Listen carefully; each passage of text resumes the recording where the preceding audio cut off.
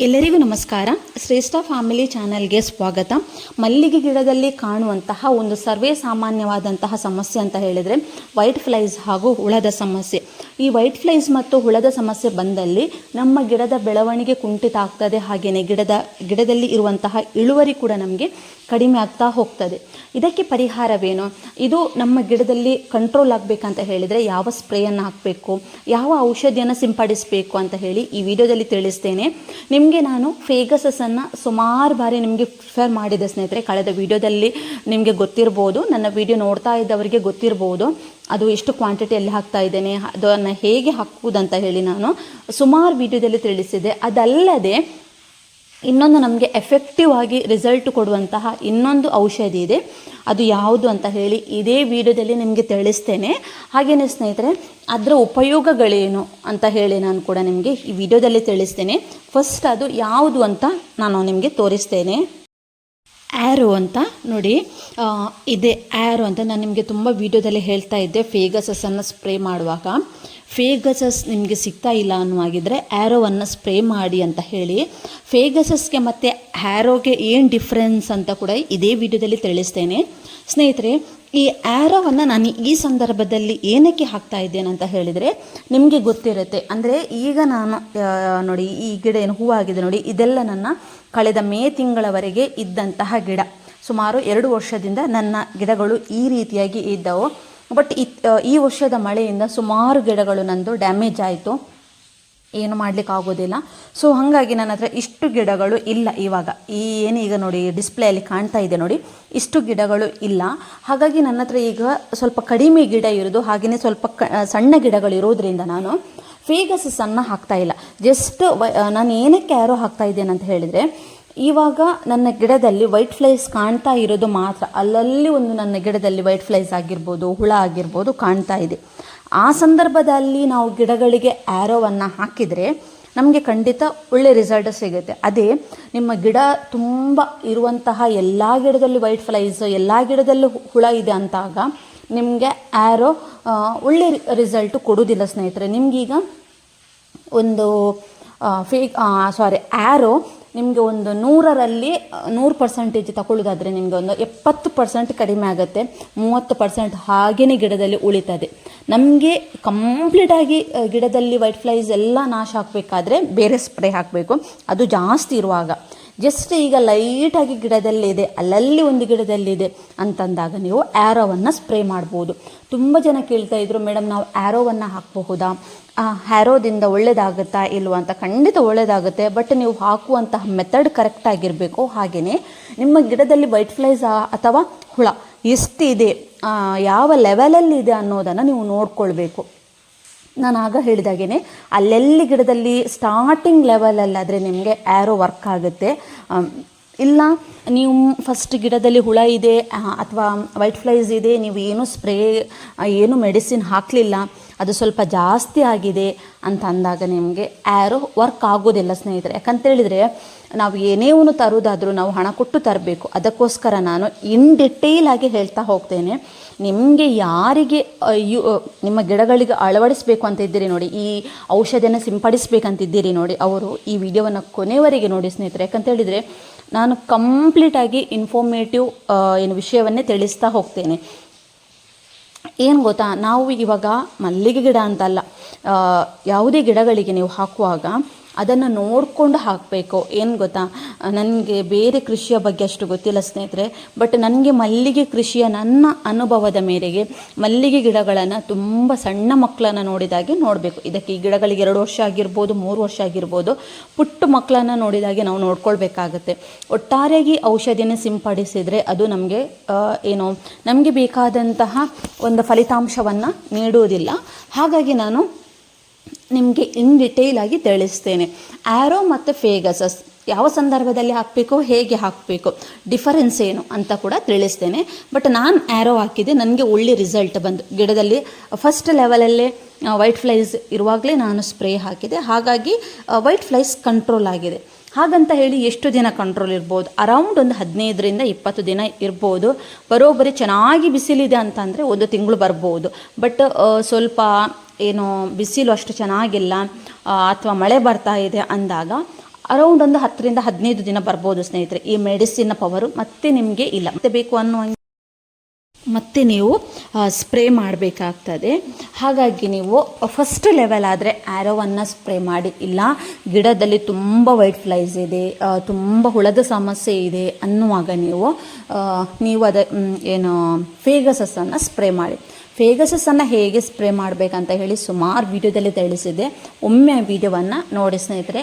ಹಾಗೂ ನಿಮಗೆ ಗೊತ್ತಾಗದೇ ಇದ್ದಲ್ಲಿ ಹೊಸ ಸಬ್ಸ್ಕ್ರೈಬರ್ ಆಗಿದ್ದರೆ ಹೇಳಿ, ನೆಕ್ಸ್ಟ್ ನನ್ನ ಗಿಡಗಳಿಗೆ ಹಾಕುವಾಗ ನಿಮಗೆ ವಿಡಿಯೋ ಮಾಡಿ ತಿಳಿಸ್ತೇನೆ.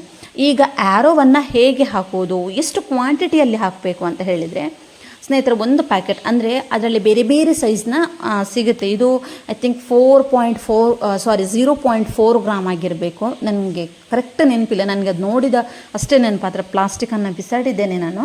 ಐ ಥಿಂಕ್ 0.4 ಗ್ರಾಮ್ ಅಂತ ನೆನಪಿದೆ. ಅದು 25 ರೂಪಾಯಿ ಒಂದು ಪ್ಯಾಕೆಟಿಗೆ, 25 ರೂಪಾಯಿ. ಅದರಲ್ಲೇ ದೊಡ್ಡ ಪ್ಯಾಕೆಟ್ ಕೂಡ ಉಂಟು. ನಾನು ನಿಮಗೆ ಹೇಳೋದು ಫಸ್ಟ್ 25 ರುಪೀಸ್ ಇದು ತಗೊಂಡು ಬನ್ನಿ. ಏನಕ್ಕೆ ಅಂತ ಹೇಳಿದರೆ ನಿಮಗೆ ಅದು ವರ್ಕ್ ಆಗೋದಿದ್ರೆ ಪರವಾಗಿಲ್ಲ, ಜಾಸ್ತಿ ರೇಟಿದು ತಂದು ನಿಮಗೆ ಅಷ್ಟು ವರ್ಕ್ ಆಗೋದಿದ್ರೆ ಲಾಸ್. ಯಾಕಂತ ಹೇಳಿದರೆ ನಿಮ್ಮ ಗಿಡದಲ್ಲಿ ಯಾವ ರೀತಿ ಇದೆ ಅನ್ನೋದು ಮುಖ್ಯ. ಅಲ್ಲಿ ಮೆಡಿಸಿನ್ ಮತ್ತೆ ಸ್ಪ್ರೇ ಮಾಡೋದು, ಗಿಡ ಯಾವ ಲೆವೆಲಲ್ಲಿದೆ, ವೈಟ್ ಫ್ಲೈಸ್ ಆಗಿರ್ಬೋದು, ಹುಳ ಆಗಿರ್ಬೋದು, ಯಾವ ಸ್ಟೆಪ್ಪಲ್ಲಿದೆ ಅನ್ನೋದು ಕೂಡ ತುಂಬಾ ಇಂಪಾರ್ಟೆಂಟ್ ಈ ಮೆಡಿಸಿನನ್ನು ಸ್ಪ್ರೇ ಮಾಡುವಾಗ. ಹಾಗಾಗಿ ನಾನು ಹೇಳೋದು ಈ 25 ರೂಪಾಯಿಯ ಪ್ಯಾಕೆಟನ್ನು, ಒಂದು ಪ್ಯಾಕೆಟನ್ನು ಒಮ್ಮೆ ತನ್ನಿ. 25 ಲೀಟರ್ನ ಪ್ಯಾಕೆಟ್ 5 ಲೀಟರ್ ನೀರಿಗೆ ಹಾಕಲಿಕ್ಕೆ ಆಗ್ತದೆ. ಅದಕ್ಕಿಂತ ಜಾಸ್ತಿ ಹಾಕಲಿಕ್ಕೆ ಹೋಗಬೇಡಿ ನೀರು, ಅಂದರೆ ಅದು ಪವರ್ ಡಲ್ ಆಗುತ್ತೆ. ಅದರದ್ದು ಅಂದರೆ ಏನು ಆ್ಯರೋ ಇದೆ ನೋಡಿ, ಅದರ ಪವರ್ ಡಲ್ ಆಗುತ್ತೆ. ಅದಕ್ಕೋಸ್ಕರ ನಾವು 5 ಲೀಟರ್ ನೀರಿಗೆ ಆ್ಯರೋವನ್ನು ನೀವು ಒಂದು ಫುಲ್ ಪ್ಯಾಕೆಟ್ ಹಾಕಬೇಕು. ಅದು ನಿಮಗೆ ನಾವು ಒಂದು ಜೀರಿಗೆ ಟೈಪಲ್ಲಿ ಸ್ವಲ್ಪ ಇರುತ್ತೆ, ನೀರಿಗೆ ಹಾಕಿದ ತಕ್ಷಣ ಕರಗೋದಿಲ್ಲ. 5 ಲೀಟರ್ ನೀರಿಗೆ ಒಂದು ಪ್ಯಾಕೆಟನ್ನು ಹಾಕಿ ಸುಮಾರು 5 ನಿಮಿಷಗಳ ಕಾಲ ಹಾಗೇ ಬಿಡಬೇಕು. ಏನಂತ ಹೇಳಿದರೆ ಅದು ಸ್ವಲ್ಪ ಗಟ್ಟಿ ಇರುತ್ತೆ. ನಮಗೆ ಈ ಅಡುಗೆ ಮನೆಯಲ್ಲಿ ಜೀರಿಗೆ ಇರುತ್ತೆ ನೋಡಿ, ನಮಗೆ ಈಗ ಅಡುಗೆಗೆ ಬಳಸುವಂಥದ್ದು ಅದೇ ಟೈಪಲ್ಲಿ ಇರುತ್ತೆ. ಬಟ್ ಅದು ಸ್ವಲ್ಪ ಗಟ್ಟಿ ಇರುತ್ತೆ. ಅದು ನಿಮಗೆ ಕರಗಬೇಕಾದ್ರೆ ಸ್ವಲ್ಪ ಟೈಮ್ ತಗೊಳ್ಳುತ್ತೆ. ನೀರಿಗೆ ಹಾಕಿ ಕಲಡಿಸಿ ಗಿಡಗಳಿಗೆ ಹಾಕೋದಲ್ಲ ಫೇಗಸಸ್ನ ಹಾಗೆ.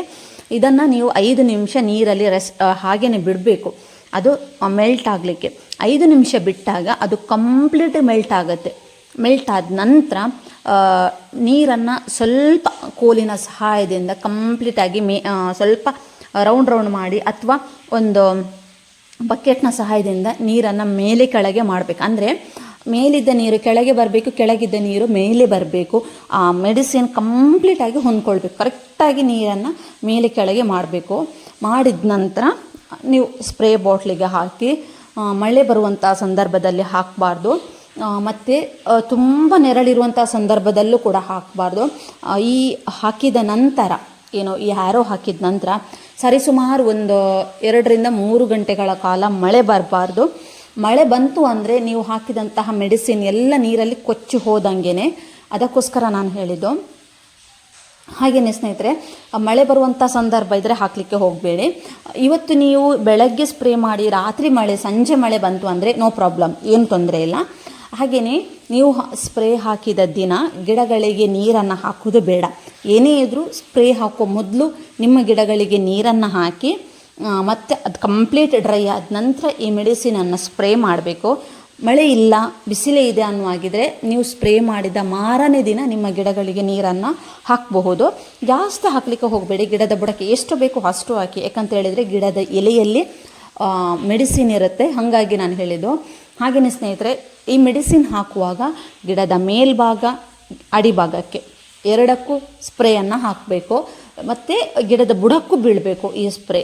ಹಾಗೆಯೇ ಕಂಪ್ಲೀಟಾಗಿ ಒಂದು ಗಿಡಕ್ಕೆ ಆಗಬೇಕು. ನಾವು ಹಾಕಿದಾಗ ಮೆಡಿಸಿನ್ ಆ ಗಿಡ ಕಂಪ್ಲೀಟಾಗಿ ಒದ್ದೆ ಆಗಬೇಕು. ಆ ರೀತಿ ನೀವು ಮೆಡಿಸಿನನ್ನು ಸ್ಪ್ರೇ ಮಾಡಬೇಕು ಸ್ನೇಹಿತರೆ.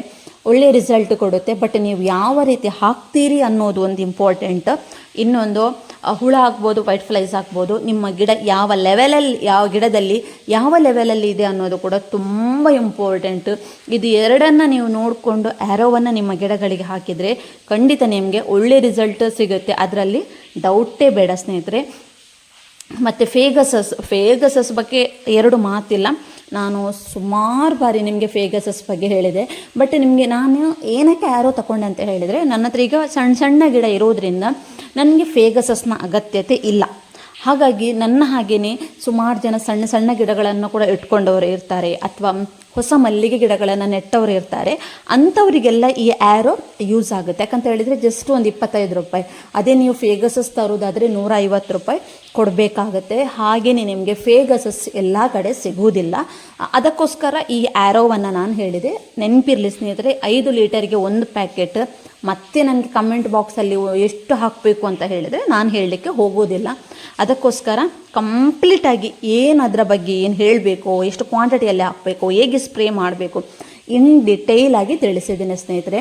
ಇದಕ್ಕಿಂತ ಬೇರೆ ನಿಮಗೆ ಏನಾದರೂ ಡೌಟ್ ಇದ್ದರೆ ಕಮೆಂಟ್ ಬಾಕ್ಸಲ್ಲಿ ತಿಳಿಸಿ ನನಗೆ, ನಾನು ಖಂಡಿತ ನಿಮಗೆ ಉತ್ತರಿಸ್ತೇನೆ ಅಲ್ಲೇ. ಎಲ್ರಿಗೂ ಒಳ್ಳೆಯದಾಗಲಿ. ನನ್ನ ಚಾನಲನ್ನು ಸಬ್ಸ್ಕ್ರೈಬ್ ಮಾಡದೆ ನೋಡ್ತಾ ಇದ್ದರೆ ನಮ್ಮ ಚಾನಲನ್ನು ಸಬ್ಸ್ಕ್ರೈಬ್ ಮಾಡಿ, ಪಕ್ಕದಲ್ಲಿರೋ ಬಟನ್ ಬೆಲ್ ಐಕಾನನ್ನು ಪ್ರೆಸ್ ಮಾಡಿ, ಆಲ್ ಎನ್ನುವ ನೋಟಿಫಿಕೇಷನ್ ಮೂಲಕ ನಾನು ಹಾಕಿದಂತಹ ವಿಡಿಯೋ ಎಲ್ಲ ಬರುತ್ತೆ ಸ್ನೇಹಿತರೆ. ಎಲ್ಲರೂ ನನ್ನ ಚಾನಲನ್ನು ಸಬ್ಸ್ಕ್ರೈಬ್ ಮಾಡಿ ಸಪೋರ್ಟ್ ಹೀಗೇ ಯಾವಾಗಲೂ ಮಾಡ್ತಾಯಿರಿ. ಎಲ್ರಿಗೂ ಒಳ್ಳೆಯದಾಗಲಿ.